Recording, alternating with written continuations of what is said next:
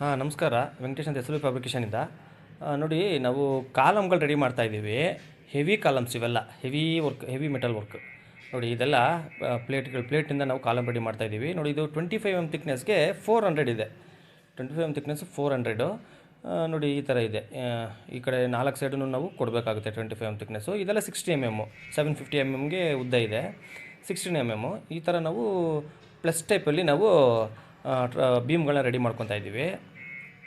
ಇದೆಲ್ಲ ಹೆವಿ. ಇದೇ ಥರದ್ದು ನೋಡಿ, ಇದೇ ಥರದ್ದೊಂದು ಪೀಸ್ ರೆಡಿ ಮಾಡಿ ಇಟ್ಟಿದ್ದೀವಿ ಕಾಲಮ್ಗೆ. ನೋಡಿ ಈ ಥರ ಇದೆ. ಎಲ್ಲ ಟಾಕಾ ಕಂಡೀಷನಲ್ಲಿದೆ ಸದ್ಯಕ್ಕೆ.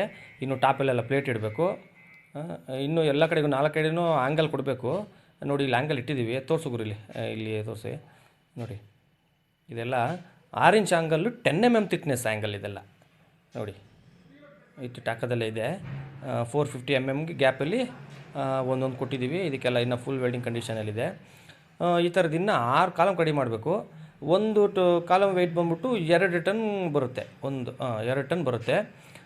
ಇದ್ರದ್ದು ಇನ್ನೂ ಕೆಲಸ ಇದೆ. ಮುಂದೆ ಕಂಪ್ಲೀಟ್ ಆದಮೇಲೆ ಇನ್ನೊಂದು ವೀಡಿಯೋ ಮಾಡ್ತೀವಿ. ನಿಮ್ಮ ಕೆಲಸ ಇಷ್ಟ ಆದರೆ ಲೈಕ್ ಮಾಡಿ, ಶೇರ್ ಮಾಡಿ, ಸಪೋರ್ಟ್ ಮಾಡಿ.